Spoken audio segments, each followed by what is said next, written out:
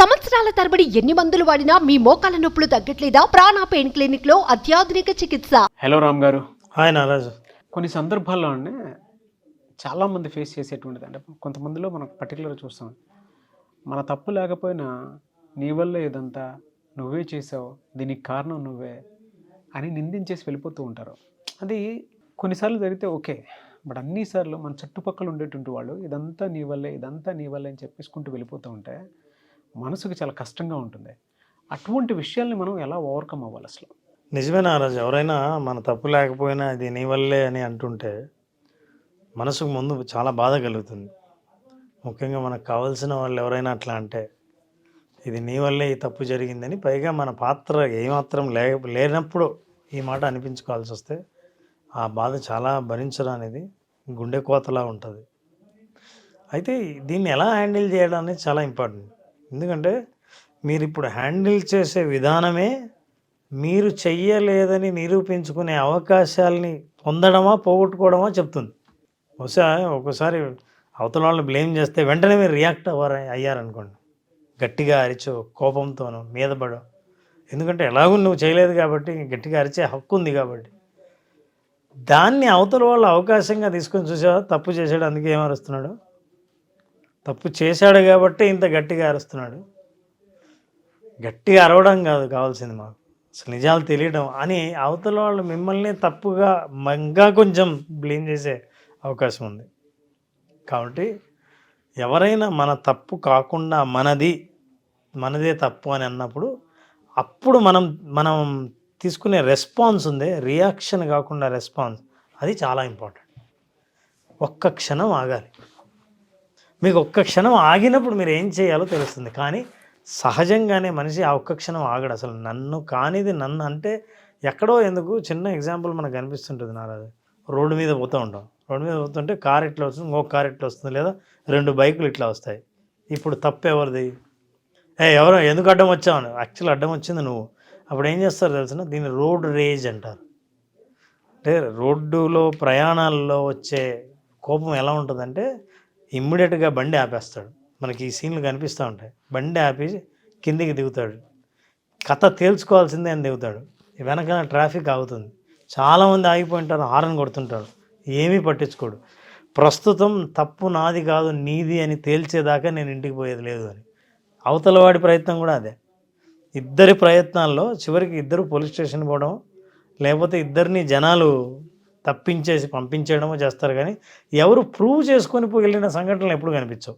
అంటే నాదే తప్పు, మీరు చెప్పింది నేనే పొరపాటున అన్నాను అని.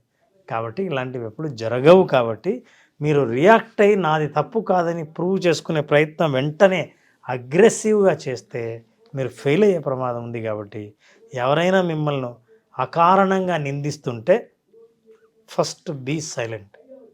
The second, listen carefully.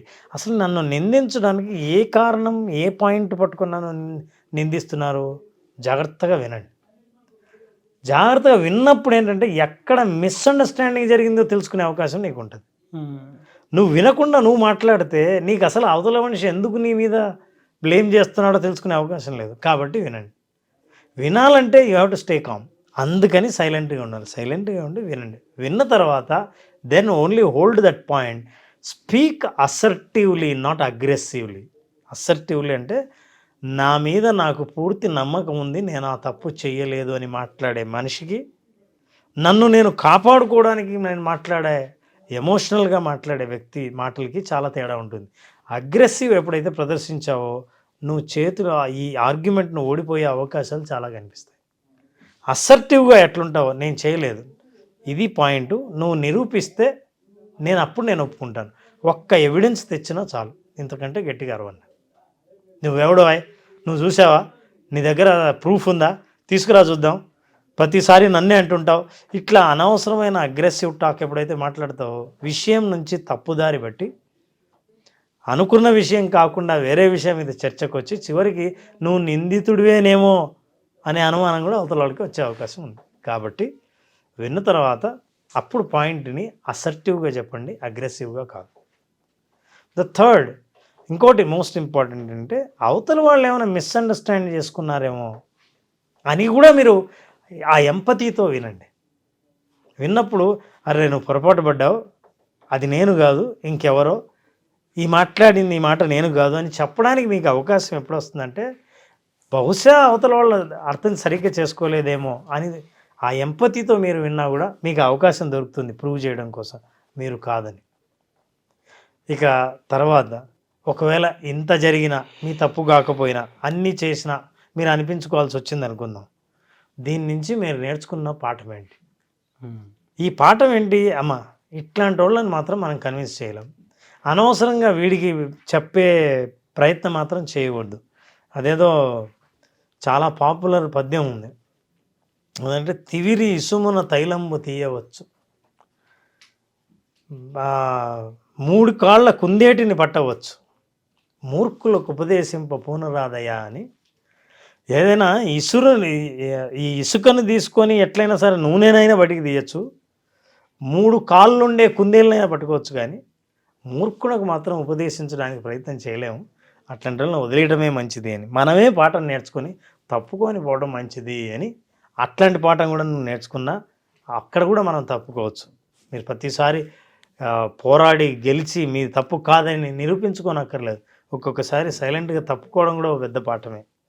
So ఈ సందర్భాలని బట్టి మీరు ఇలా రెస్పాండ్ అయినప్పుడు మీరు మీ మీద పడిన అపవాదుని అవసరం ఎట్లా, ఒకవేళ మీరు కాదు నిందితుడు, మీ అనవసరంగా మిమ్మల్ని అంటున్నారు అని మీరు నిరూపించాలన్నా కామ్గా వినాల్సిన అవసరం ఉంది.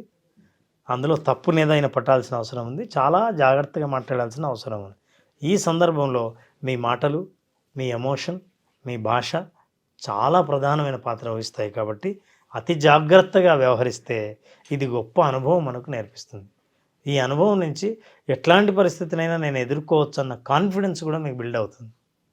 దీనికి మీరు బలి అయితే అవతల వాళ్ళకి అప్పటికప్పుడే సమాధానం చెప్పాలని చూస్తే, అగ్రెసివ్గా ప్రవర్తిస్తే, కోపాన్ని ప్రదర్శిస్తే ఇవన్నీ మీరు అనుకున్న ప్రయత్నాలన్నీ ఫెయిల్ అయ్యే అవకాశం ఉంది.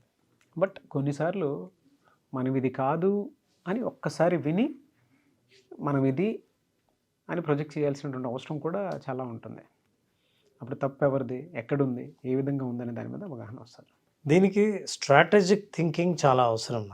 ఎందుకంటే నువ్వు ఎప్పుడైతే ఖచ్చితంగా నిర్ణయించుకున్నావో నేను ఇది కాదని నిరూపించే ఇక్కడి నుంచి కదలాలని అనుకున్నావో, దానికి స్ట్రాటజిక్ థింకింగ్ లేకుండా కేవలం మీరు ఎమోషనల్గానే ఆ ప్రయత్నం చేస్తే ఫెయిల్యూర్ అయ్యే అవకాశం ఉంది. కాబట్టి స్ట్రాటజిక్ థింకింగ్కి నేను చెప్పిన ఇందాక మీరు ఎంత జాగ్రత్తగా వినాలి, ఎలా మాట్లాడాలి, కామ్గా ఎలా ఉండాలి, అగ్రెసివ్గా ఎలా ఉండకూడదు, ఇవన్నీ మనం దృష్టిలో పెట్టుకుంటే నిజంగా మనం అందులో లేనప్పుడు ఇందులో ఇంకొక కోణం కూడా ఉంది. బహుశా వాళ్ళ నిందలో ఎక్కడైనా నాకు తెలియకుండా నా పొరపాటు కూడా ఉందేమో అని తెలుసుకునే ప్రయత్నం కూడా చేయాలి. అంటే ఫస్ట్ మనం బాగా మాట్లాడాలన్నా, మన తప్పుని యాక్సెప్ట్ చేయాలన్నా సెల్ఫ్ అవేర్నెస్ చాలా ఇంపార్టెంట్. సెల్ఫ్ అవేర్నెస్ అంటే ఏంటి? నేనేంటో, నేను ఏదైనా తప్పు చేసే అవకాశం ఉందా, నేను అసలు ఆ తప్పు చేసే అవకాశమే లేదా అన్న క్లారిటీ మన మీద మనకు రావాలంటే మనకు అవేర్నెస్ ఉండాలి. ఎవరైతే బాగా సెల్ఫ్ అవేర్నెస్ ఉన్నారో వాళ్ళు ఏం చేస్తారంటే అవతల వాళ్ళు నిందించిన రియాక్ట్ అవ్వరు. Because I know what I am. Awareness లేని వాళ్ళు అవతల వాళ్ళు నిందిస్తూనే నిజంగా నేను అదేమో అన్న కోపంతో రియాక్ట్ అవుతారు. కాబట్టి మీరు నేను అది కాదు అని నిరూపించుకునే ప్రయత్నం చేయాలంటే ఎంతో ఎమోషనల్ ఇంటెలిజెన్స్ ఉండాలి. భావోద్వేగాల్ని ఎలా అదుపు చేయాలో తెలిసిన వాళ్ళు అయి ఉండాలి. మీరు ఇలా కనుక హ్యాండిల్ చేయగలిగితే సిచ్యువేషన్ని అద్భుతంగా మీరు ప్రూవ్ చేసుకుని బయటపడగలరు. అదర్వైజ్ కొన్ని పాఠాలు నేర్చుకునే జీవితంలో పక్కకు తప్పుకొని పోవడమే పెద్ద గుణపాఠంగా మనం తెలుసుకొని మన పక్కకు రావచ్చు. ప్రతిసారి మనం కరెక్ట్ అని నిరూపించుకోక్కర్లేదు. కుక్కలు పోటీ పడుతుంటే ఎవరు పరిగెడతారని పులిని ఛాలెంజ్ చేస్తే పులి అనిందంట, రెడీ 1 2 3 అంటేనే కుక్కలు పరిగెత్తాయంట. పులి లేవలేదంట. చూసావా ఓడిపోతున్నావు అంటే, ఓడిపోవడం కాదు, నేను పోటీ పడాల్సింది మీతో కాదు, మీరు పరిగెత్తండి అన్న. సో అలా మనం నిరూపించాల్సిన అవసరం అన్ని చోట్ల ఉండకపోవచ్చు. అట్లాంటి చోట ఆ పరిస్థితి తెలుసుకుని వాళ్ళకు దండం పెడితే మీరు గెలిచినట్టే లెక్క. Anyways thank you so much Ram గారు. చాలామంది ఆన్లైన్ క్లాస్ ఎక్స్పెక్ట్ చేస్తూ ఉన్నారు, విజువలైజేషన్ బేసిక్ క్లాస్ ఎప్పుడుండే అవకాశం ఉంటుంది? డిసెంబర్ 21వ తేదీన art of visualisation session 5 days పాటు మనం స్టార్ట్ చేస్తున్నాం బ్యాచ్. డిసెంబర్ 21 అంటే ఈ సంవత్సరం ఆఖరి బ్యాచ్. వచ్చే సంవత్సరంలో సాధించాలనుకున్న లక్ష్యాలను సాధించడానికి అవకాశం ఉన్న బ్యాచ్. ఆ లక్ష్యాల బ్లూ ప్రింట్ని ఎలా తయారు చేసుకోవాలో ఈ సంవత్సరంలో సిద్ధం అవ్వాల్సిన ఆ సమయం ఇది. సో ఆ సమయానికి అనుగుణంగానే మనం art of visualisation batch 21st December start చేస్తున్నాం. వెరీ హ్యాపీ ఫర్ యూ అన్న. 1 year కంప్లీట్ అయింది మంది కూడా. సక్సెస్ఫుల్ జర్నీ అండ్ విజువలైజేషన్ ఆదరించినటువంటి ఆడియన్స్ ఎవరైతే ఉన్నారో వాళ్ళకి మాత్రం స్పెషల్లీ థ్యాంక్స్. మీరు థౌజండ్స్ నారాజు, కొన్ని ఎన్ని వేల ముందు మనం దాదాపు 14 ఉంటారు సార్. 14,000. ఓకే. అంతమందిని ట్రైన్ చేయటం అంటే అసలు చిన్న విషయం కాదు. అది great thing and great efforts అనుకోవాలి మన టీం మొత్తం అనేది. కరెక్ట్. ఈ క్రెడిట్ మన ప్రేక్షకులకు కూడా దొరుకుతుంది. అవును, ఎస్, వాళ్ళు అంత బాగా ఎంకరేజ్ చేశారు అండ్ అచీవ్ చేసినటువంటి వాళ్ళు ఎక్కువ మంది ఉన్నారు దీంట్లో. ఎస్, ఈ ఇయర్కి ఇదొక లాస్ట్ స్పెషల్ బ్యాచ్ అని చెప్పొచ్చు. I wish you all the best Ram garu. Congratulations advance. Thank you. చూసారు కదా ఈ వీడియోపై మీ అభిప్రాయాన్ని కమెంట్ బాక్స్లో పోస్ట్ చేయండి. ముఖ్యంగా మీరు కనుక రామ్ గారిది విజువలైజేషన్ క్లాస్కి అటెండ్ అవ్వాలి అనుకుంటే స్క్రీన్ మీద మీ కాంటాక్ట్ నెంబర్ కనిపిస్తుంది. దాన్ని మీరు కాల్ ఆర్ మెసేజ్ వాట్సాప్ చేసి వెంటనే ఎన్రోల్ చేసుకోండి. సో December 21st నుంచి క్లాసెస్ స్టార్ట్ అవుతాయి. ఈ ఇయర్కి ఇవే విజువలైజేషన్ లాస్ట్ క్లాసెస్ కాబట్టి ఆసక్తి కలిగిన వారు ఎవరైనా సరే స్క్రీన్ మీద కనిపిస్తున్న నెంబర్ సంప్రదించండి. ఒకవేళ మీ కాంటాక్ట్ నెంబర్ కనెక్ట్ అవ్వట్లేదు, మిస్టర్ నాగ్ అఫీషియల్ 1 అన్న ఇన్స్టాగ్రామ్ ఐడి ఉంది. దానికి మీరు పర్సనల్ మెసేజ్ పెడితే కూడా నేను రామ్ గారి టీమ్కి ఫార్వర్డ్ చేస్తాను. ఆ విధంగా సరే మీరు అప్రోచ్ అవ్వచ్చు. అండ్ ఈ వీడియో లైక్ చేయండి, షేర్ మాత్రం తప్పకుండా చేయండి. ఇలాంటి మరిన్ని వీడియోస్ కోసం మా ఛానల్ ఫాలో అవ్వండి. Thank you.